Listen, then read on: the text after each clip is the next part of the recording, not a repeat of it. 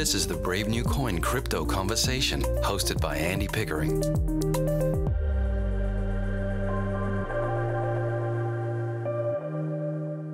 Hi everyone, Andy Pickering here. I'm your host and welcome to the Crypto Conversation, a Brave New Coin podcast where we talk to the people building the future in the Bitcoin, blockchain and cryptocurrency space. Today's podcast is brought to you by Leverage, a new fully featured decentralized futures exchange without compromise. Are you ready to trade the future of crypto today? Well, Leverage is a DEX, so you can trade with your keys and sign orders just with one click, and Leverage is fast. Yes, indeed, Leverage is powered by Gluon, a new layer 2 solution with the scalability and speed of a centralized exchange and the super low fees of a DEX. Yes, Leverage, the new exchange that combines the best features of CeFi and DeFi, so you can trade crypto spot or crypto derivatives with up to 100x leverage while maintaining control of your assets at all times. It's like William Gibson said, the future is already here, but in this case, it's evenly distributed and completely decentralized. Go to leverage.io, and leverage is spelled Leverj.io, and trade the future of crypto today. All right, let's get on with the show.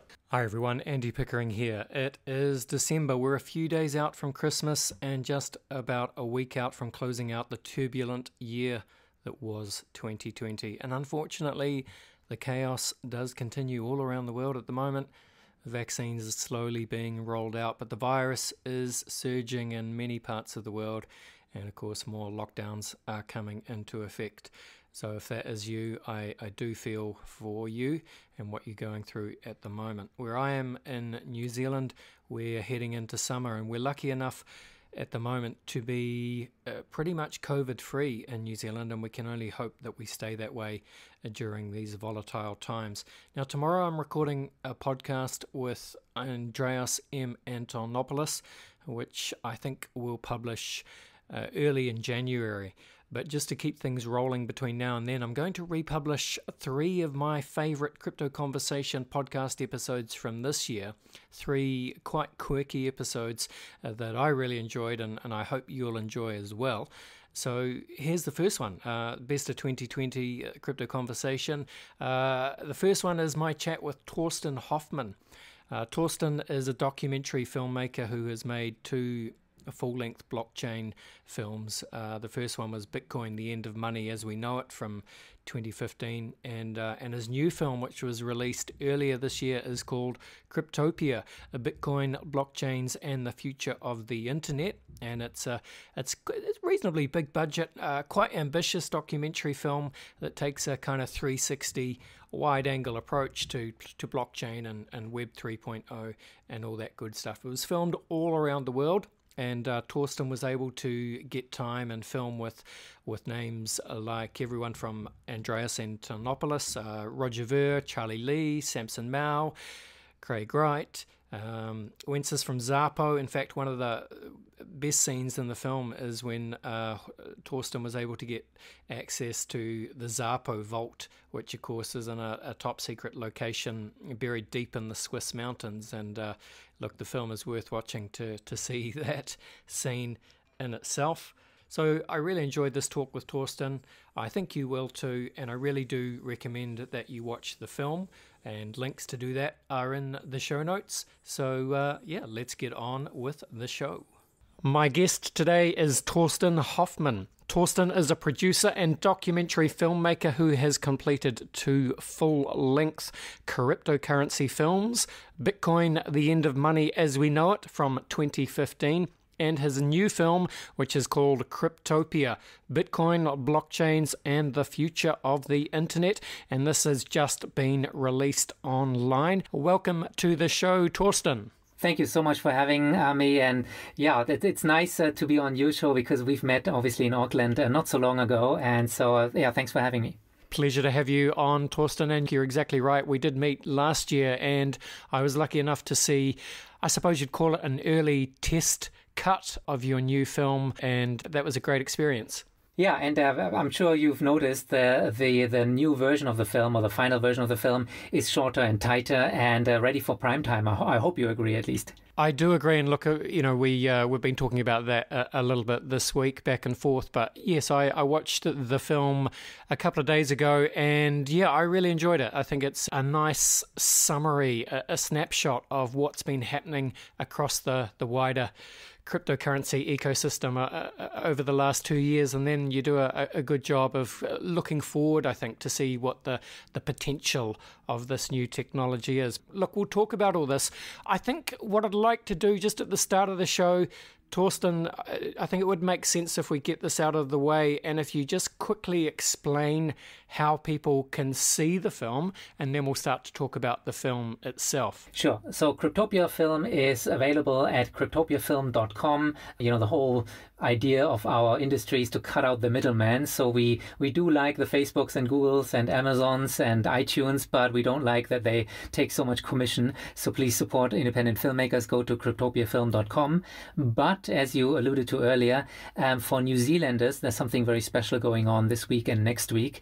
We have been selected at Doc Edge, which is a film festival that has an Academy Award qualifying status, which means that we are like one big step closer to the Oscars in many ways. And for Kiwis, they can get the film at the Doc Edge festival website this week and next week. And after that, obviously, on my website as well. Fantastic. And look, links to the online festival and to your website, they will be in the show notes to this episode, listeners. But I thought it was interesting, Torsten, just to touch base on this New Zealand Doc Edge Film Festival. So I think most people know that, Brave New Coin is based in New Zealand, so I'm in New Zealand right now.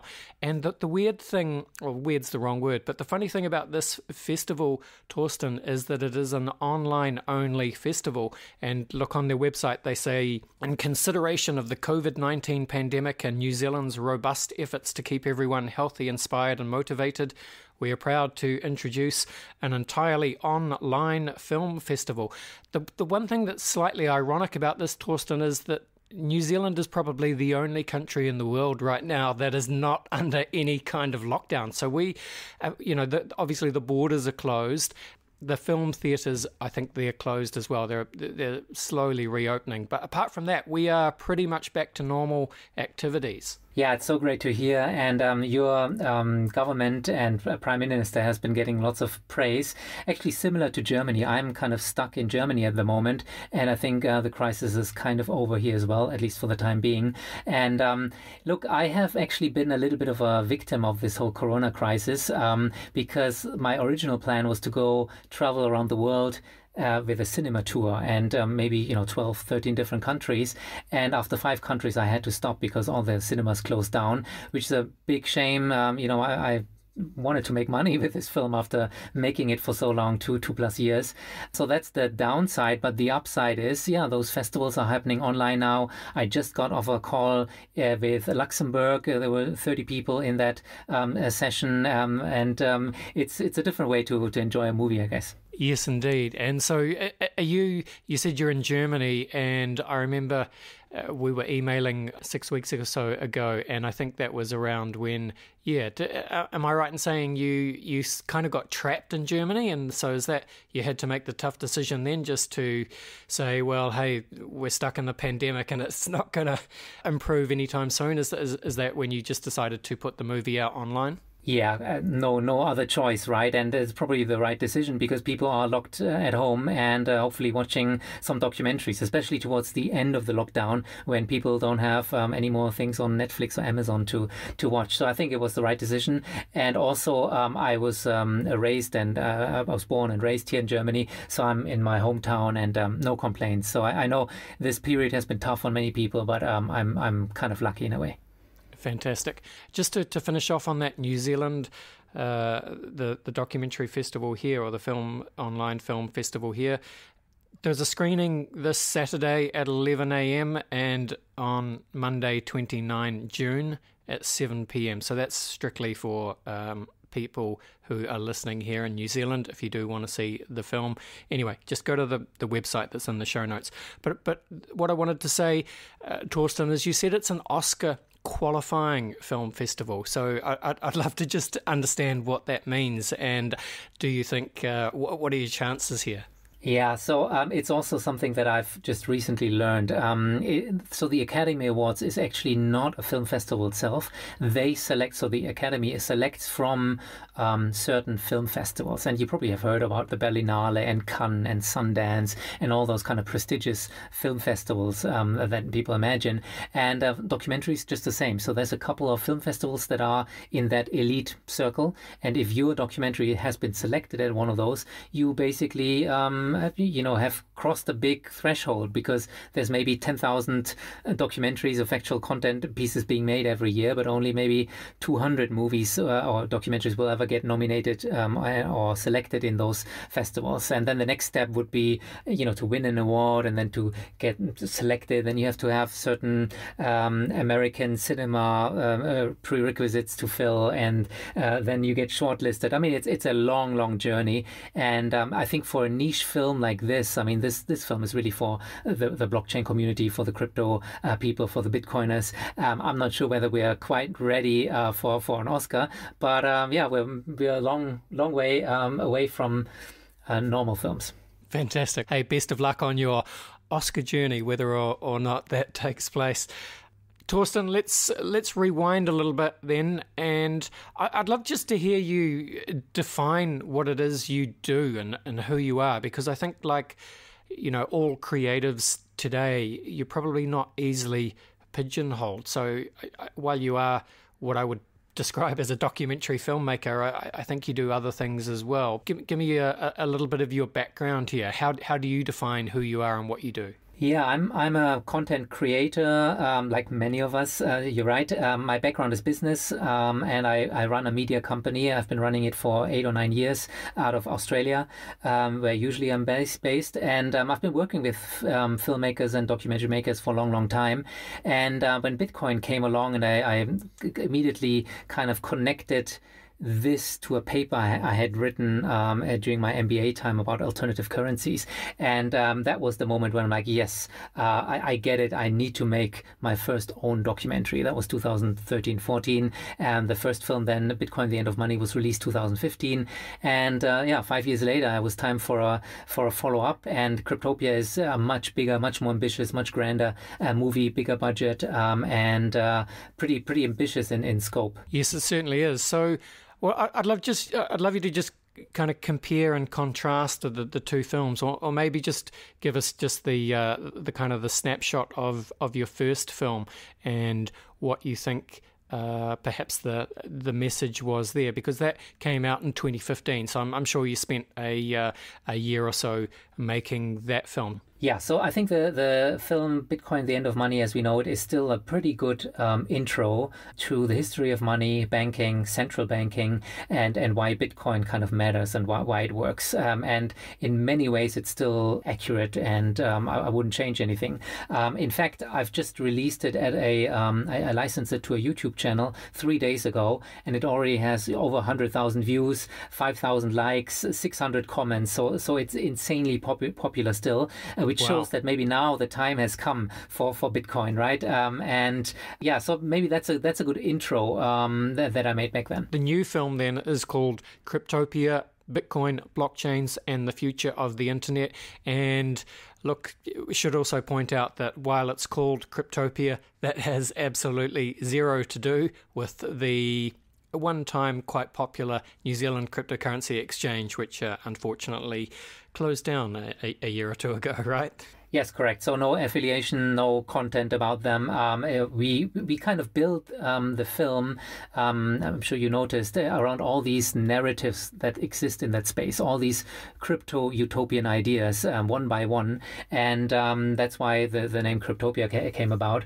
Yeah, so it's really a 3-act structure. So we start with Bitcoin because that's the most important and the first project. And then we look at some of the blockchain projects, some of the private blockchain projects, the ICOs, scams. That was a fun little chapter as well.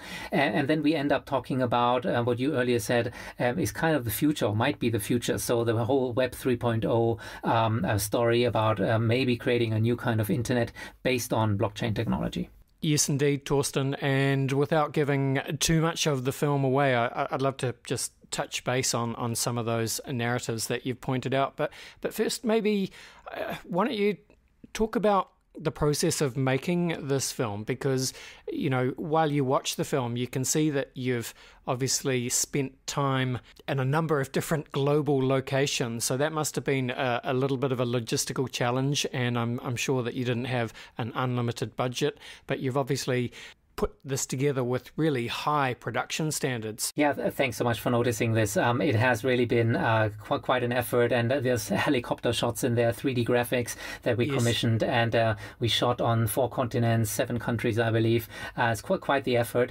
and part of the struggle was financing it. And luckily, in Australia, we have Screen Australia, which is the film commission there, and a German broadcaster also put in co-production money, which means we will be on the largest German television channel later this year. And then making it, traveling around the world and talking to the big brains and big egos was kind of fun. And the challenge there is, of course, how do you cut 80 hours of materials into 80 minutes, right? And it's such a shame to sometimes have such great characters and the need to cut them down into 35-second soundbite. But you know, it just goes.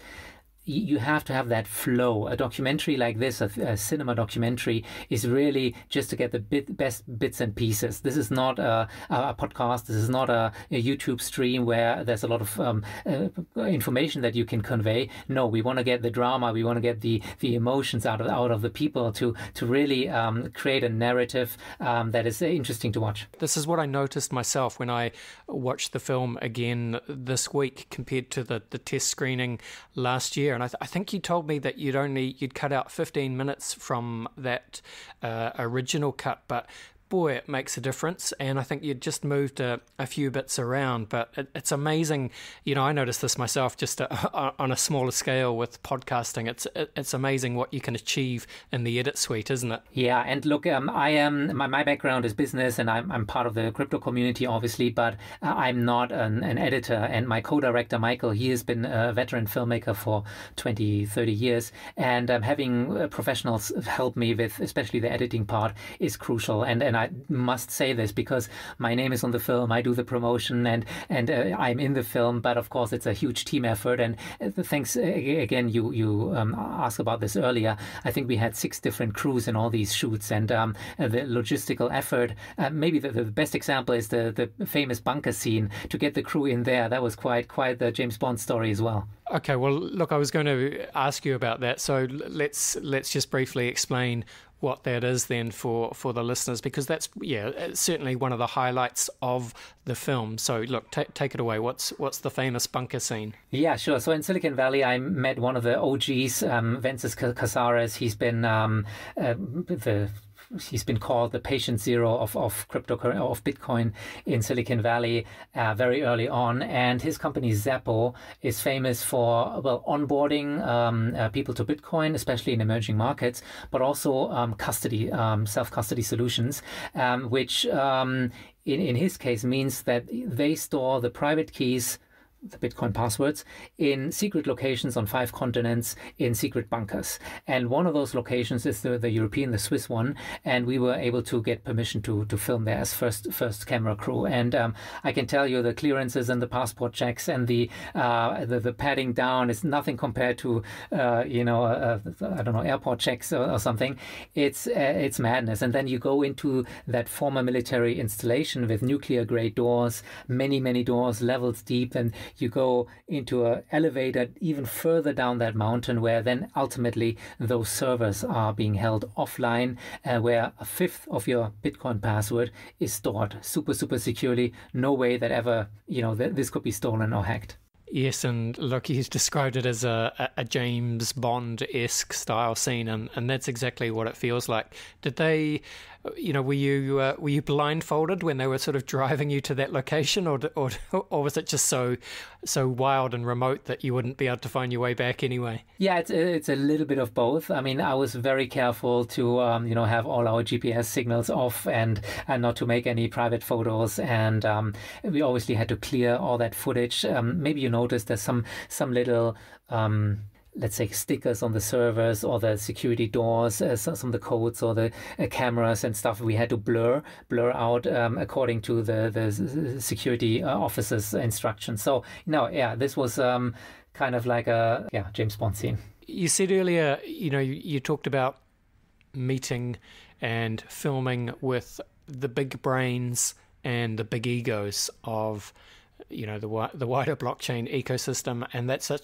such a good way, Torsten, to describe some of the bigger personalities in our wonderful industry. There's certainly some big brains and big egos on display in your film. So, just to run through a couple of the names, you've got people like Vitalik, Roger Ver, Samson Mow, Laura Shin, and of course Craig Wright as well. So yeah, as I say, big brains, big egos. Was it easy to book time with some of these personalities? Yeah, some were more difficult than others. Wences was kind of tough to get, but in general, it was easy because I could prove that I had a track record with my first film, right? I'm sure they get tons of requests and turn many down, but in terms of being in a documentary, I mean, they all want to sell us their story. They all want to sell us their coin. As long as I'm aware of that, that's fine. And sometimes this whole 2-hour interview that we film with someone might just be condensed into a few seconds where they get passionate about one thing or get angry about another thing.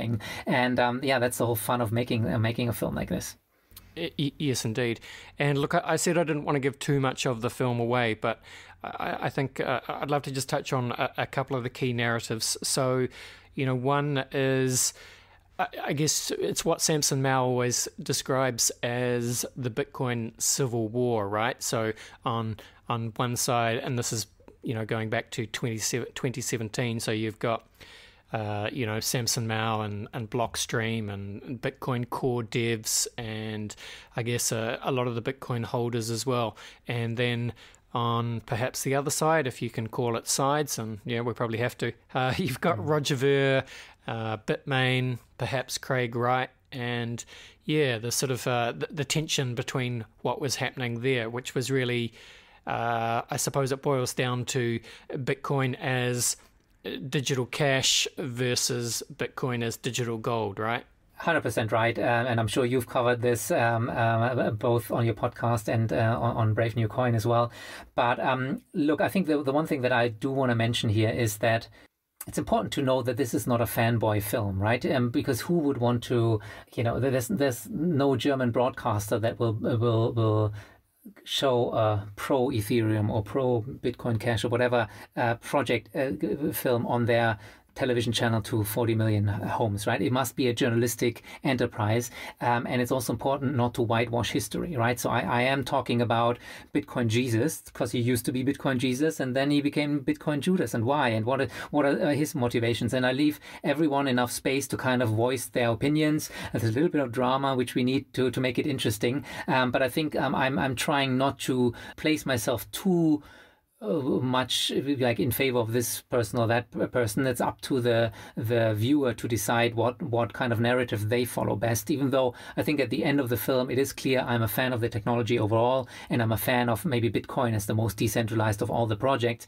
but that doesn't mean everything else is a scam. Oh, that is wonderfully said, Torsten. And look, I very much agree with that. And one thing I did notice, now that you point that out, I did notice that while you follow that Bitcoin civil war and the split or the fork, which resulted in Bitcoin Cash, and then, not to dwell on Mr. Craig Wright, but you do have a very funny scene with Craig Wright towards the end of the movie, and I think you're very fair to Craig. But at the same time, you certainly point out that his claims have been fairly well disproven. But you don't even mention by name the subsequent fork from Bitcoin Cash. Yeah, I might do a little, but look, I mean, we could talk hours and hours about each project or each controversy, and I'm not. This is not a film as who is Satoshi or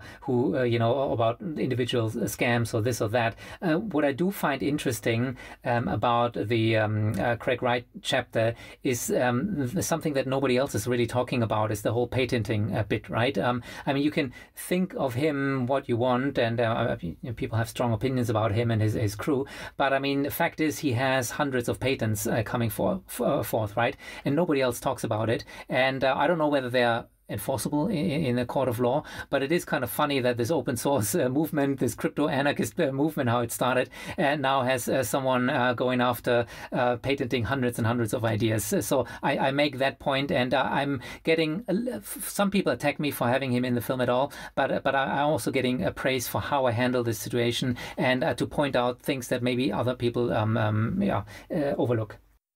Look, again, great points, Torsten, and I very much agree. From just a pure entertainment perspective, the drama and the flamboyance that Craig Wright provides from just as I say, a visual entertainment perspective is quite spectacular, and I think you are very fair to both him and the viewers.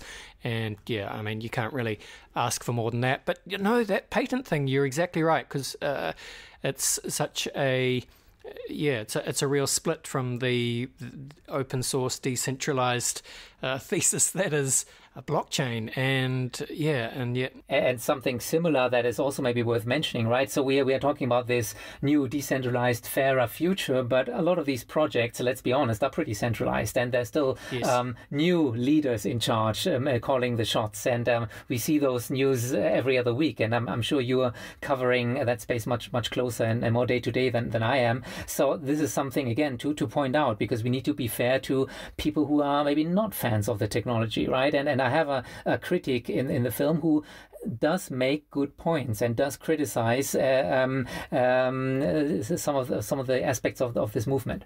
Yes, and look, just as kind of if we were taking a helicopter view of the movement really from the beginning, and you set this up really well at the start of the film. You have a little clip from John Oliver's notorious 2018 piece on Last Week Tonight, and it's such a great quote when he says, "Bitcoin, it's everything you don't understand about money combined with everything you don't understand about computers," and that's just such a good way of explaining Bitcoin, right? Yeah, no, we try to have a little bit of fun every couple of minutes, some inside jokes and some other jokes, and it was great to have this experience in a movie theater, right? We did one big one in Melbourne, a big event in Berlin as well, where there's hundreds of people in the room, and there's this energy, and that just gets me every time. So that's maybe a little bit of a shame with this COVID situation, that we all now have to watch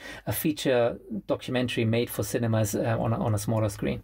Well, look, let's just finish off talking about the film, Torsten. I just want to touch on maybe the final third of the film, the third act, which is really about looking forward to building out Web 3.0, or the decentralized internet, the internet of value, whatever we want to call it. And this is the part of the movie I enjoyed the most, because you do a really nice job in sort of looking back to the early days of the internet, right? And the same way that there are you talk about the same way how there are what you I guess call blockchain battles or protocol battles in the early days of blockchain. Right now, the same happened in the early days of the internet, right? Yes, that was fun to shoot. We went to the Computer History Museum in Silicon Valley, and we talked to the co-inventor of the internet, TCP/IP, which was that man is a legend, obviously.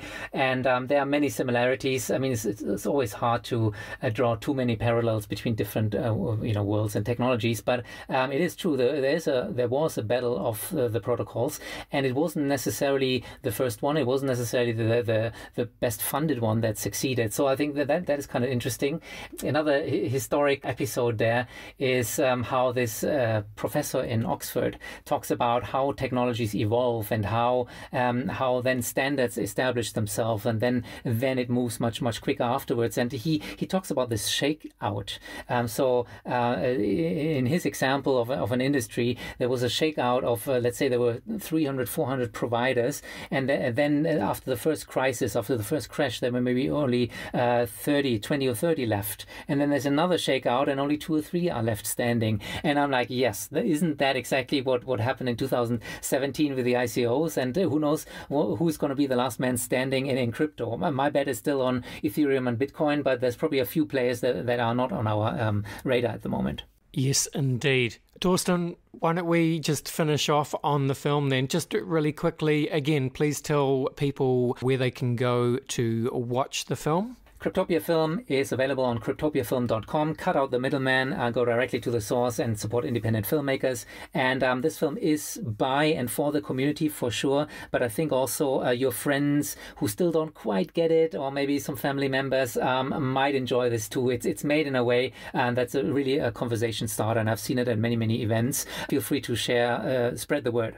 And look, listeners, if you are listening to this but you haven't yet watched the film, then I highly recommend that you do. I really enjoyed it. And as Torsten said, I think it's, there's something in here for everyone, whether you're really new to the space, it provides a great introduction. But if you're already deep in the ecosystem, then you'll just get so much entertainment from the situations that Torsten manages to put himself into.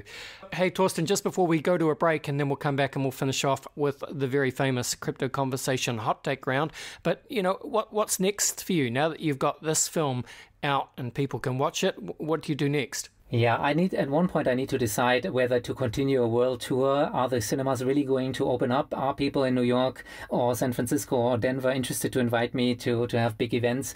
Or maybe that world is gone, and I have to stop that idea.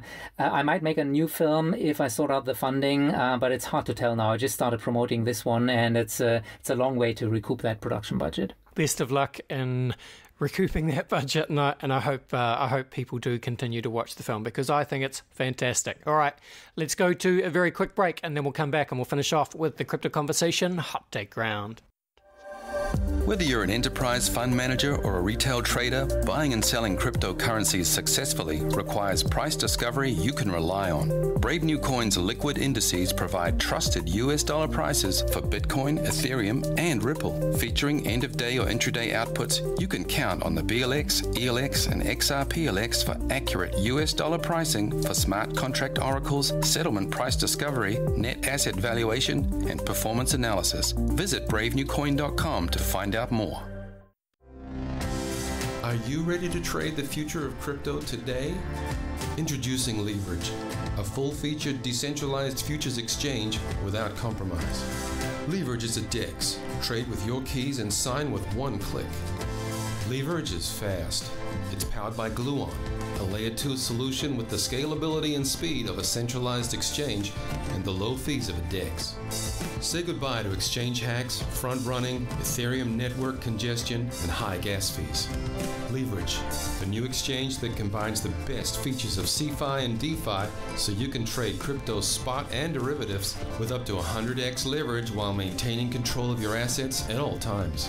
Like William Gibson said, the future is already here, but in this case, it's evenly distributed and completely decentralized. Go to www.leverj.io and trade the future of crypto today. All right, we are back, and I'm with Torsten Hoffman. Torsten is the director and producer of a fantastic new cryptocurrency documentary film. It's called Cryptopia: Bitcoin, Blockchains, and the Future of the Internet. And of course, that is out now, online, and available to watch. Torsten, I like to finish each podcast with a very quick round of Crypto Conversation hot takes. Are you up for it? Well, let's do it. All right, I just want your hot takes, your hot fire. Take your best shot. Here we go. Torsten, where do you sit on the Bitcoin maximalist to multi-coin opportunist spectrum? A solid 8. Nice and concise. I like it. All right, Torsten, what would you say is your firmest conviction crypto opinion? that Bitcoin stands for freedom, and slightly related to that, cutting out the middleman, because that is kind of like what blockchains can do. Fantastic. Okay, look, I ask every guest this question. Neither you or I live there, but, sort of interesting and, maybe has ramifications for the world going forward. Who do you think wins the American presidential election 2020? I wouldn't trust Joe Biden with getting my lunch order right or remembering it, but it looks like he might win this thing. I don't know. It's such a crazy circus there. I'm trying to avoid it. All right, you and me both. Hey, Torsten, Bill Gates, he famously said, we tend to overestimate what we can accomplish in 2 years and underestimate what we can accomplish in 10. What do you think the blockchain space looks like in 10 years' time? I'll start with Bitcoin. I think we will see Bitcoin as a reserve currency in some instances, in some countries, in some investment funds and so forth. We will certainly see Bitcoin and maybe some of the other coins establish themselves as a digital asset class for sure. I don't think that in 10 years' time we will ubiquitously use cryptocurrency as a means to transact, so as a medium of exchange. I don't think that's happening quite that fast globally. And finally, on the Web 3.0 aspect, I believe that we might see 2 or 3 interesting use cases where people use blockchain technology maybe in the background without even knowing that it is blockchain based, their browser or whatever app they might be using.